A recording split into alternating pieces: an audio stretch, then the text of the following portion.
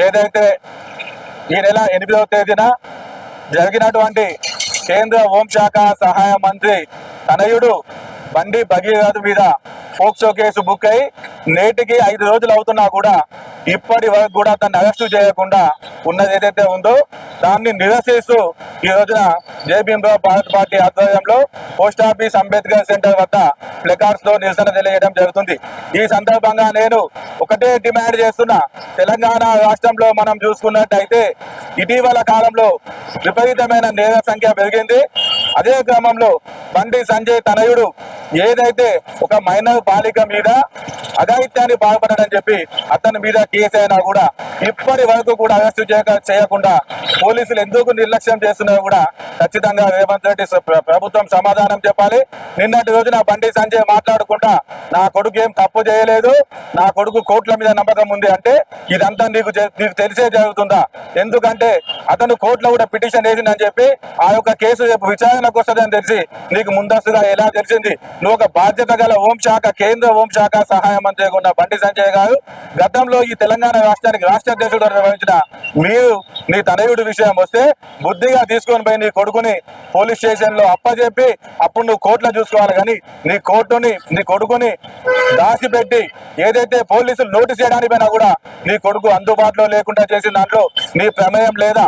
ఏదైతే రేవంత్ రెడ్డి సర్కారు ప్రతిపక్ష నాయకుల మీద ఉపయోగిస్తున్న ఈ ఫోన్ ట్రాపింగ్లు ఏవైతున్నాయో ఈ కేసులో ఏం జరిగిందనేది పూర్వాపరాలు మొత్తం తెలియాలంటే 15 రోజుల నుంచి బండి సంజయ్ తనయుడిది బండి సంజయ్ది ఏదైతే నిర్మల్ జిల్లాలో కూడా కొంతమంది అధికారుల పాత్ర ఉందంటారు.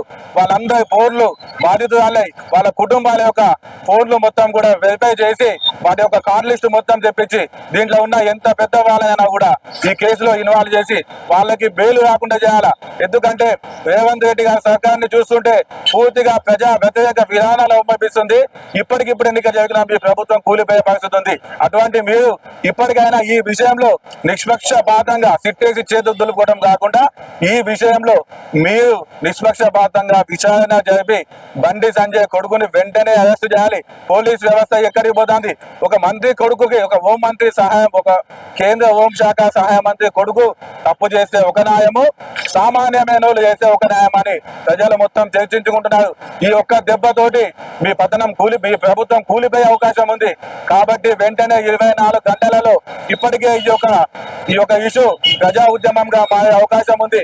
వెంటనే ఈ రోజునే బండి సంజయ్ తనయుని, ఎందుకంటే రేపటి రోజున అది హైకోర్టులో కోర్టు విచారణకు వచ్చేది ఉంది. హైకోర్టులో కూడా కేసు అది బెయిల్ రాదు. కానీ బండి సంజయ్ గారు మీరు దేవుణ్ణి నమ్ముతా రాముడి మీద మీరు ఏదైతే నిన్న మాట్లాడిన విధానం ఏదైతే ఉందో అది న్యాయస్థానాలను పోలీస్ వ్యవస్థను ఏదైతే ప్రభావితం చేసే విధంగా ఉంది. కేంద్ర హోంశాఖ సహాయ మంత్రి హోదాలో ఉండి నా దాంట్లో అగ్గిని రాసేసిళ్ళు ఎవరిని చూసుకోనని చెప్పి బెదిరింపు ధోరణి ఏదైతే ఉందో అది సరైన విధానం కాదు. నువ్వు నిజంగా దేశభక్తుడు అయితే నువ్వు రామున్నే నమ్ముకున్నావు అంటే నిజంగా నువ్వు భద్రాచలం రా, శ్రీరామచంద్రుడు సాక్షిగా చెప్పు నా కొడుకుకి సంబంధం లేదు, నేను ఆ కుటుంబ సభ్యులతో సంబంధం లేదని చెప్పు. అప్పుడు ఈ తెలంగాణ సమాజం నిన్ను నమ్ముతుంది తప్ప నీ మాటలు, నీ కళ్ళబొల్లి మాటలు నమ్మే పరిస్థితిలో ఎవరు లేరు. తక్షణమే నీ కొడుకుని పోలీసులకు అప్పచెప్పాలి.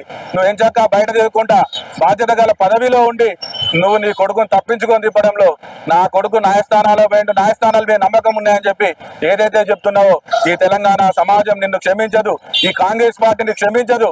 వెంటనే నీ కొడుకుని అప్పచెప్పి నీ ఉందాతనాన్ని కాపాడుకో. కాంగ్రెస్ పార్టీ కూడా పోలీస్ వ్యవస్థ రేవంత్ రెడ్డి గారి చేతిలోనే హోంశాఖ ఉంది. హోంశాఖ రేవంత్ రెడ్డి గారి చేతిలో ఉంటే కూడా ఈ 15 రోజుల నుంచి ఒక IPS భార్య మీద హత్య జరిగింది, ఒక బంగారం కొట్టులో లూటీ జరిగింది, ఈ రోజున ఈ ఘటన జరిగింది.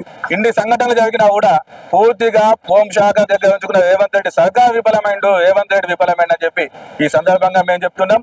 తక్షణమే బండి భగీరథను అరెస్ట్ చేయాలి, బెయిల్ రాకుండా సెక్షన్లు పెట్టాలి.